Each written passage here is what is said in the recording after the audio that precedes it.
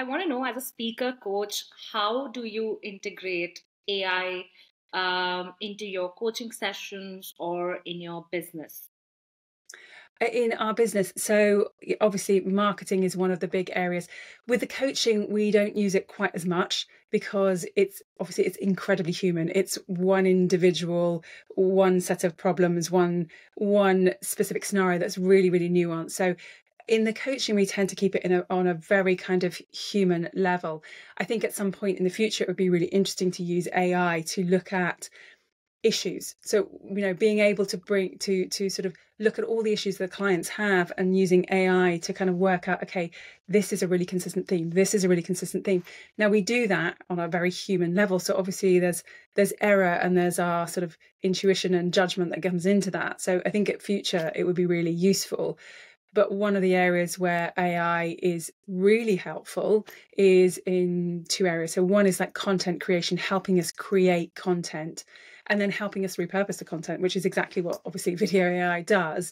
And then things like helping with SEO, scorings, and those kind of things, and creating content and helping us do that sort of scraping of data that just takes human beings way, way too long to do. So that's really the main areas that we use AI in the business. Right. Does that make sense? And as I see it, you're, building the speakers of tomorrow.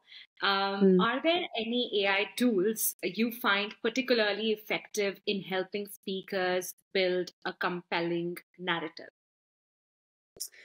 Um, I think there's things like so ChatGTP can be really helpful when it's used in the right way, right? It isn't helpful per se.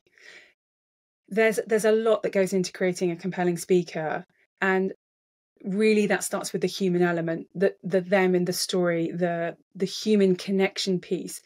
But obviously they've got to write and create content. So one of the things that we help people do with AI is be more concise. So as human beings, we have a tendency to overwrite. We write too much. And so one of the things that AI can really help us do well, and actually I use this when I'm creating speeches or I'm creating content that's going to be delivered in say like a 1 hour workshop, is I will write the content and then I put it through something like ChatGPT, or we actually have an AI system in our CRM system, and we'll run it through there, and it will become more concise. It will become punchier and it takes out the repetition. It means the phraseology is better. But then you go back through with your humanness and then you recreate the humanness without expanding the content. So that's one of the areas that AI can actually be really useful and helpful to speakers. It doesn't work if you just put it through. It's got to have had that human element first of all, because otherwise your tone of voice gets lost. And if your tone of voice is lost, then I could essentially come along and I could take that speech and I could just give it to anybody who's pretty similar to you.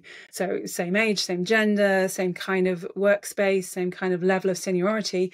They could deliver that and it would lose its authenticity. It would lose its power because you were absent. So I think it's really helpful in the right places at the right time.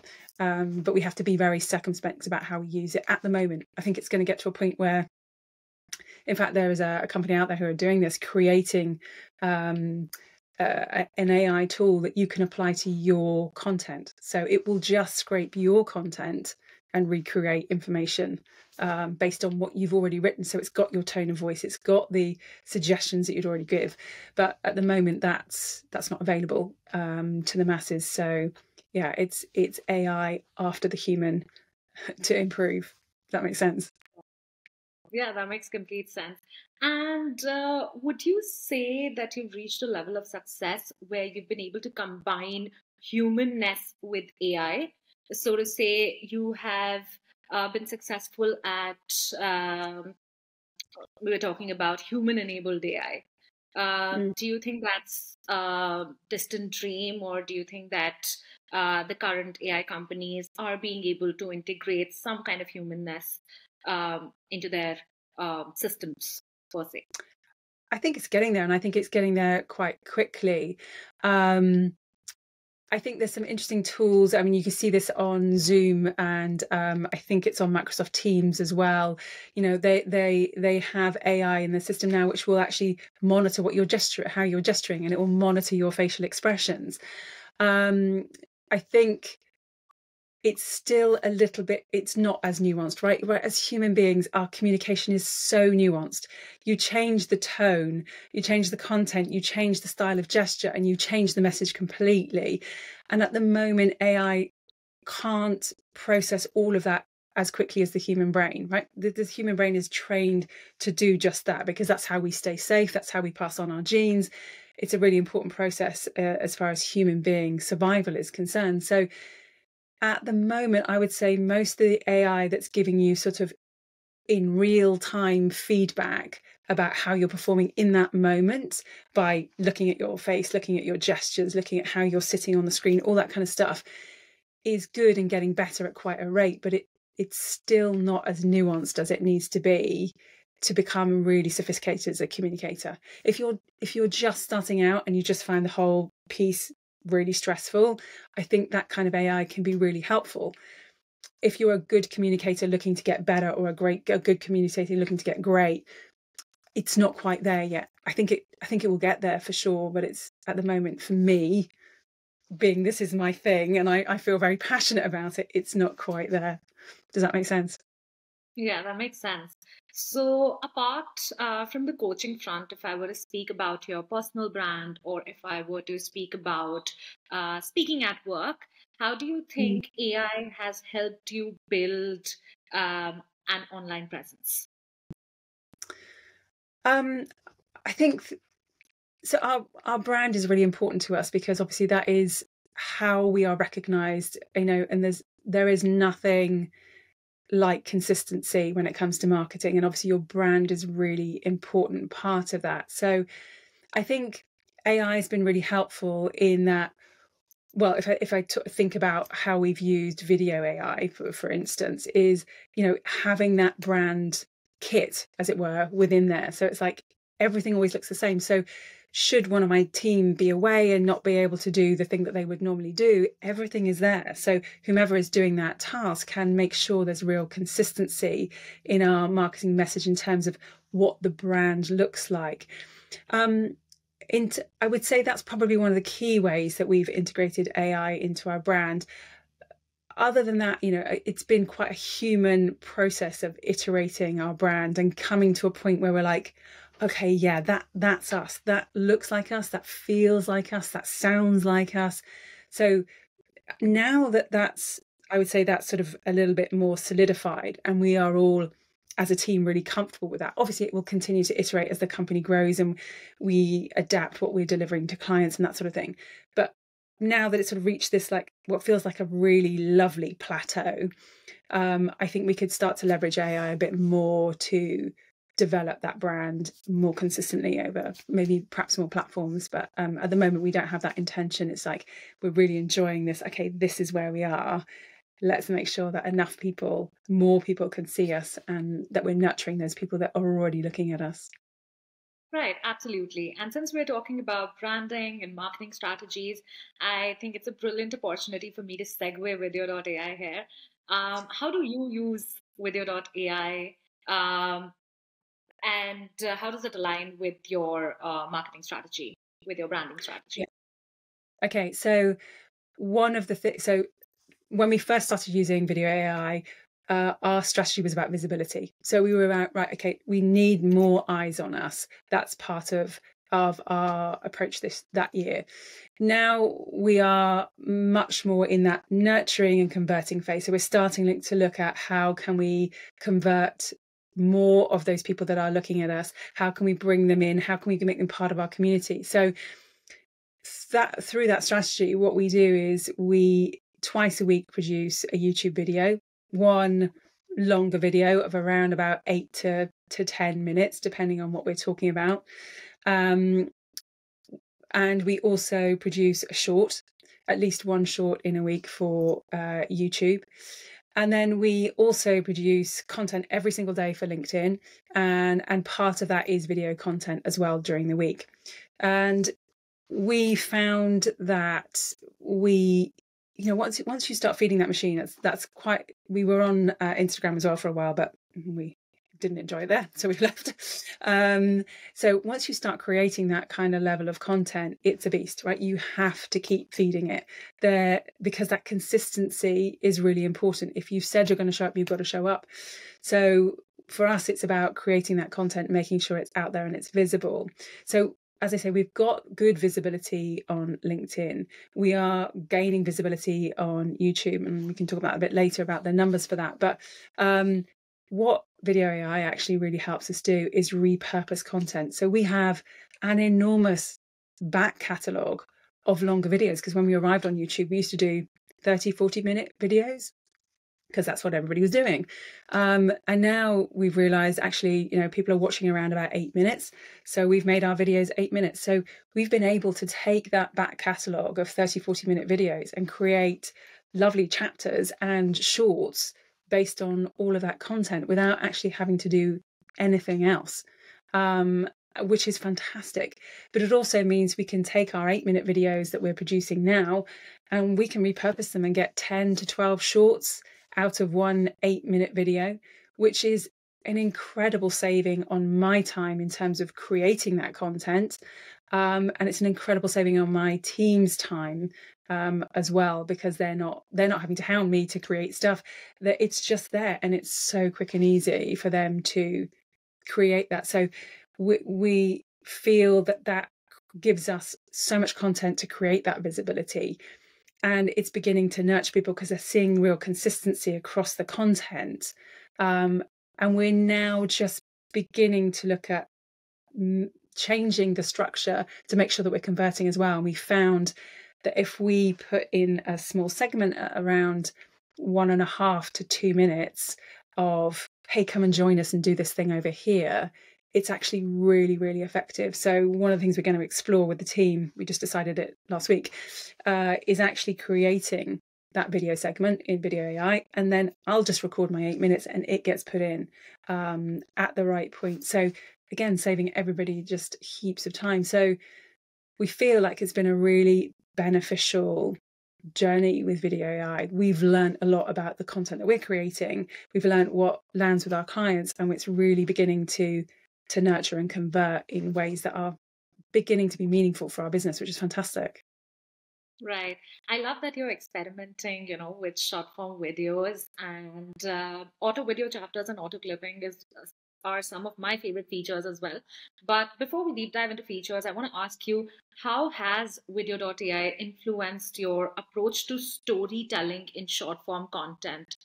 Do you think you're more intentional with your long form videos now? Are you consciously thinking about the shots worthy content you'll generate during the scripting stage?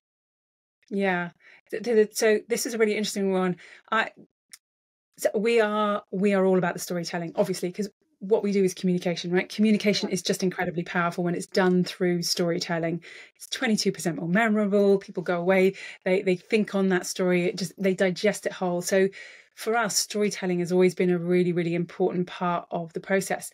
And when we started off, we would always start off with a hook. So I always had some kind of story, some kind of way of engaging the audience right at the beginning of the conversation, because you've only got a short amount of time on YouTube to gain and to keep somebody's attention. So we've always done that. But now what I try to think about when I'm scripting out the actual content, and when I say script, I don't actually script it word for word, never do that. I only ever have a mind map. And so I mind map in chapters. So I'm thinking, okay, right, chapter 1 is the introduction and the hook. Right, chapter 2 is really, why is this relevant for that individual? What could be the reason that they would need to watch or want to watch the rest of this content? Then there may be 2 or 3 points of like, this would be really helpful and this is really helpful. So it's like what I'd call the value content. Then there's always a summary, and then there may be a call to action of some kind or another. So when I'm scripting it out, I'm thinking in those chapters, and I'm thinking, is there an additional story I could add in here? Is there something else that would be beneficial for the listener to understand at this point? Because I know that's going to make a good chapter and or a really good short. So whilst we were always intentional about the story, I think I say because I do the scripting, we as the team, I am a bit more intentional in like, okay, what would be a good introduction to this chapter? What might be a good rounding out of this chapter? Whereas perhaps before we were using Vidyo AI, I wouldn't have thought in quite those terms. It would have been more about the flow through. So yes, definitely more intentional, and it's helped our good storytelling become better. Right. You said before using Vidyo.ai, you probably did not think about the workflow. I'm curious, how were you previously handling content repurposing, and what features do we bring to the table that the competition does?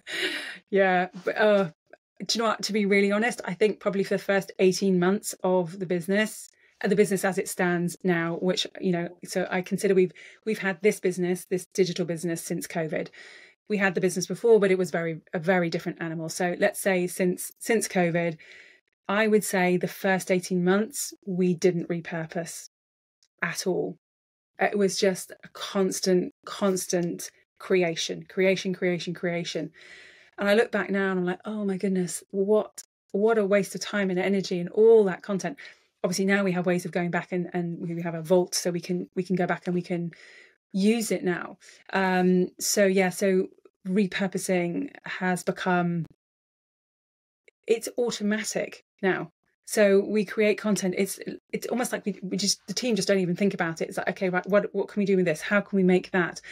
And sometimes what we've discovered is that we'll create some video content. We get the shorts and they're like, actually, you know what? This would make a really great either video version of a carousel, or actually we could take this content and turn it into a carousel. So it's really interesting how the feedback is going from the video content into written content, and written content into video. So it is an automatic process with the team that we take whatever we create and repurpose it almost instantaneously. So as they're processing my 8-minute video to go up on YouTube, they're also processing the shorts at the same time. So it's a really efficient process, and it means we can then space out when we're sending out that. So it's not like the YouTube and the shorts are all the same, because we can use from last week's or the month before. And so the content feels varied to the watcher, but actually it's really all coming from these small 8-minute videos. So I'll do 1 to 2 8-minute videos in a week, and it takes me about, well, with scripting and planning and everything, 30, maybe 40 minutes. And then my team take over from there and edit everything down. And it has saved them so much time from how they were working before, which was a very, very manual process of kind of literally watching each video in real time, clipping it out, running it through Camtasia. It's just like really, really time consuming for them. And now it's so much more efficient. Right. And with so much behind the scenes going on, the audience wants to know, how do you strike a balance between quantity and quality in your short form video production? I think we get, so I say, like I say, we get 10 to 12 shorts out of every 8-minute video. We almost certainly don't use all of them, because some of them are good, some of them are great. So because of the quantity that gets created from those 8-minute videos, we can be really picky. So we can go, yes, that's on brand. Yes, that's a really good message. Nah, that's all right. That can be, used as a filler. So, it's not going to happen because we have so much content now, we don't need it. But say I was off sick, say there was a reason why I couldn't produce a video for 2 or 3 weeks. We've got a stock of okay things that we could use as fillers if we really, really had to, but we would generally choose not to. But we have so much good content, because as long as the quality of the 8-minute video is good, you're going to get good quality shorts. So it's that good quality stuff goes in, you get good quality stuff out. So yeah, it's really about we're picky. We choose about what we use, because we have that opportunity because we've got a lot of content now. Right. And since you're being picky with content, are you also experimenting with different video lengths? Have you observed any correlation between video duration and audience engagement? Yeah, so we definitely saw an uptick when we moved from that 30-minute to that 8-minute video length on YouTube. That made a huge difference to the amount of people watching and the length of time that they watched for. Now, look, everybody doesn't always watch to all the way to the ends. I mean, that would be amazing if everybody did. But if you're a YouTube watcher, please watch the end. But that has made a significant difference, and we try to stick to the between 1 and 1:30 for shorts. Sometimes on LinkedIn we'll use the slightly longer, up to 2 minutes, maybe 2:30 if it's really, like, if the message is really, really valuable, but we try to keep it shorter there. But so we have played around with the lengths of the videos to make sure that it's right for that particular audience. One of the reasons we did move away from Instagram was because the length of time that you needed to speak for was just getting shorter and shorter and shorter. And it's like, that's not what my brand is about. That's not what I stand for.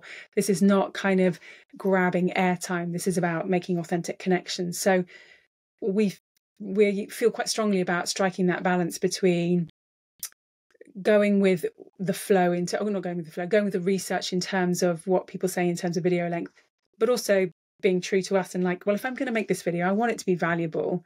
So I'm not going to squash it into 30 seconds because that's not valuable for me. I don't feel good, and it isn't valuable for my watcher, listener. So we do pay attention to it, but we're also discerning about what we want to do as well. Right. And how do you ensure the videos that you're producing are on brand with Vidyo.ai? How do you maintain consistency in messaging? You said that you want to stay authentic to your messaging. How do you maintain consistency while Yeah. repurposing video content across different social media channels? Yeah, again, it comes to that pickiness. It's like we'll watch them back and it's like, okay, that feels like us. That feels true. Let's use it. No, that's not quite as good, And sometimes we can see the reason why, and we can like, okay, well, so next time when I do the long form content, I need to do a bit more of this. And sometimes it's like it just doesn't work. But then obviously you've got, sort of dipping into, as you mentioned earlier, some of the features, having that brand kit, being able to use our font, being able to upload our logos onto it, being able to do things like create QR codes that we can drop into the video. So just to make it super easy, making sure there's real consistency in those outro banners. That can be, for us, that's what's helped us really create that brand, because I'm the main voice. I'm the main sort of spokesperson for the business. We have associate coaches who come in and do a little bit every now and then. So the consistency is me. The consistency is my message. So for us, part of what Vidyo AI does is help us create the branding consistency, so it looks and feels the same. One of the things that we've decided to do, made a conscious choice about at the moment, is we always use the same music. So we always have the same background music coming in and going out. That's an active choice at the moment, because we want to, the moment someone clicks on one of our videos, we want them to go, oh yeah, speaking at work. Oh yeah, Emma. So there's a kind of auditory recognition. Yeah, exactly. It's like, if you're British, I don't know what the American version of this would be, but the first few sounds of the EastEnders theme tune, everybody would know what that sounds like. So, there's a kind of instant recognition, what you're going to get. So for the minute, we've chosen to be consistent with that. I can see as the brand develops and as we start to distinguish maybe a little bit more between the long form and the short form, we might change that up a little bit. But at the moment, for us, because we were working on visibility, because we were working on nurturing, we wanted to make sure that we were really recognizable emotionally as well as visually. So that's one of the things that we've really decided to keep consistent. So Vidyo AI has really helped us do that, because it's just all there. It's all in your brand kit. So you can just go there. It's like I say, I could get 2 new members of team and we're just like, look, everything's there. Just use this. This is how we do it. Off you go. And it's a very quick integration process for somebody to understand what to do and how to do it. So you're taking out the human error or the human judgment piece, where you're like, a team might decide to take a bit of initiative, which is fantastic, but maybe take it in the wrong direction. You're like, can you redo that, please? So again, time saving, consistency, really helpful for us as a growing business. Right. And to what extent do you think captioning or subtitling is important for your video content strategy? Do you have you noticed an uptick in view count or beta tested your videos when they have subtitles versus when they don't? Yeah, we don't not produce a video without subtitles. So it just they just all have them, because there's no doubt that it makes a difference. You know, we know that people watch the video without sound because maybe they're watching it where they shouldn't be, or they're watching it on a train, or that, you know, there's all kinds of reasons. And, you know, sometimes a word is going to capture somebody's, and because we have that ability to kind of pick out words and highlight words, it might capture someone's attention rather than the spoken version of that. So we just do. It's something that we do not do, as it were. So yeah, it's definitely helpful on all platforms. On all platforms. Right. So we've talked about AI captions, we've talked about the branding kit, we've talked about AI video clipping, auto video chapters, all of which is, as you said, helping you save time. Is it also helping you save money and resources? Is the platform also helping you eliminate guesswork in your daily routine? Yeah, so things like we used to use a different captioning system, which was good, but it was not nearly as good. So that somebody would have to go through the video and correct all the weird sort of words that it suddenly created or conjoined together. Whereas and it was like, so that the scripting was over here and the video was here, and you had to kind of like join the two things up, and it was really time consuming and boring, and difficult for somebody to come in and do when they, like, as a new member of staff, you know, knowing some of the things that I might be saying or the words that what I was really meaning, it was a little bit difficult. Whereas now it's done in real time on the video. It's so much easier as a process. So yeah, it's obviously we've been able to get rid of a couple of systems that we were using, and everything is in one place, but it's much more efficient use of my team's time, but also my time, because they're not coming in to me going, could you just watch this video at minute 3 and tell me what it is you're actually saying? So because I don't script, it's not like I can just send them the script and say, look, this is what I'm saying, because I use this sort of mind map version. You know, it isn't as fluent as it would be if I was reading an auto cue and I had a script to follow, and then they would know what the captioning need to be. So yeah, it's really helpful. Yeah. And as we near the end of this call, we wanted to talk numbers. So, what results did you get after using Vidyo.ai? And how did these results impact your business and social media presence? Yeah. Okay. So let's talk about YouTube, because I think that is the most interesting results. And obviously that's only video content. So obviously on LinkedIn, it's video, it's written content. There's all kinds of stuff going on there. So it's a little bit harder to judge. So on YouTube, we now pretty consistently get at least 100 new subscribers a month, which we were really struggling to get before. So that feels like a really massive change for us. We're nearing, well, the last count, we were 91,500 views, which is absolutely amazing. That was a little while ago. So I would assume we're over the 100,000 views right now, which is really, really incredible.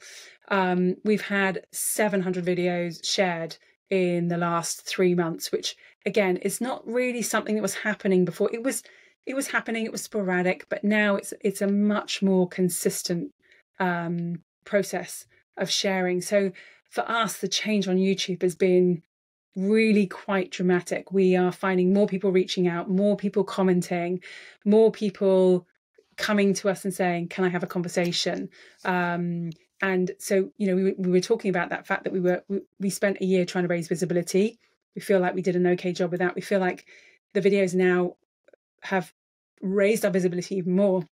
They're helping us nurture, and now it's about moving into that conversion phase. So like I said before, you know, putting that extra piece in, saying, look, come to our free workshop, we're doing this in a couple of weeks, this is where you need to be. So we feel that it's really benefited us, particularly on YouTube. in terms of visibility, credibility, nurturing, and like I say, we're moving into that conversion phase. Yeah, so it's been really like, it's just such a pleasure to click onto YouTube Studio and kind of go, yes, another 100 subscribers, amazing. Wow. You know, when we would have been happy, you know, over a much longer period of time to get 100 new subscribers. So, but 100 in a month, that's great. You know, 25 people, 25 new subscribers a week, great. You know, next year be, you know, hopefully we can double that and triple that. But yeah, the momentum is there, and I think, you know, with the algorithms of YouTube, once you start to gain that momentum, then it gets easier to get more momentum. So yeah, it's feeling like a really big win for us on YouTube. Right. And what has been the audience reception and feedback to the videos you have generated using Vidyo.ai?